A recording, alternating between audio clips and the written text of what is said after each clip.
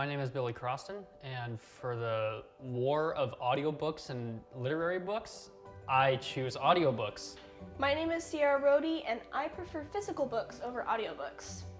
So from a very young age, it was really hard for me to actually pick up a book and just commit to sitting down and reading the pages. I actually used to hate reading when I was little, probably because it was forced on me from like first and second grade. Audiobooks have always been a part of my childhood. The earliest that I can date it back to is preschool, when I would hear audiobooks of like some of my favorite authors, like Very Hungry Caterpillar, Carl classics like that.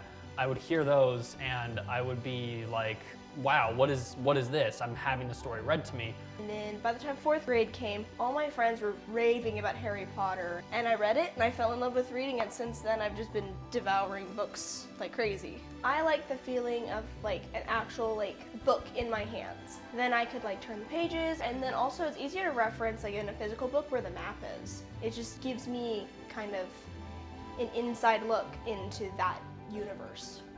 When I was in middle school, my dad became the assistant store manager at Barnes & Noble, and he'd get a discount, so I'd just get more physical books that way. I just read and read and read.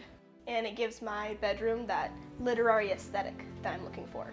I would probably recommend Project Hail Mary. I think it's because he has such a good inflection in his voice, and there's a whole lot of world building that goes into it. If you want to have a character walk through a world that's not on Earth or one that's stationed outside space and time, you need a lot of mental effort to put that together. Whereas for audiobooks, if you're just listening to it and someone's telling you, this is matter of fact, I'm reading this in this pitch and inflection, or I'm going to emphasize how big this mountain is, I'm going to show how pink this plant is, this flower, then you're like, okay, then that's being told to me. I'm spending more time enjoying the flow and the rhythm and the actual story. And the best part is you can do a lot of other things. You can do chores, you can do laundry, you can wash dishes, and I'm able to see everything happening because I don't have to worry about the mental effort of imagining it. And while that is for some people, it can create a lot of burnout, which I think is why a lot of people don't finish books.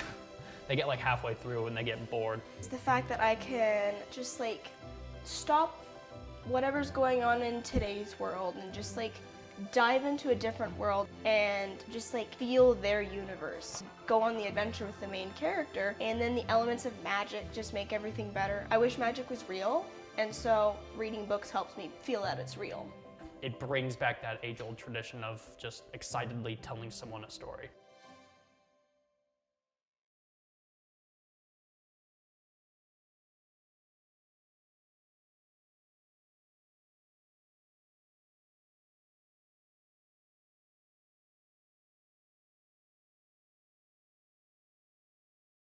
And how are you doing? I'm doing great.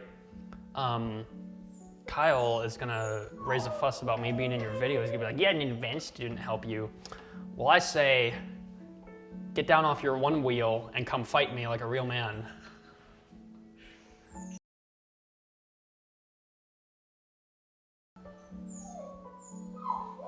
The tiniest bit. There you go. Tiniest bit. Tinier than the...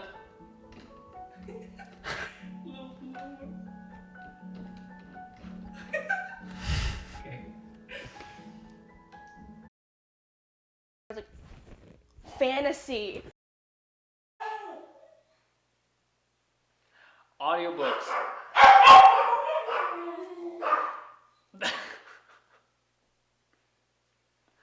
So the reason why audiobooks are so cool, cadence and rhythm. You have a lot. They're very memorable. Having them read to you is a very immersive experience.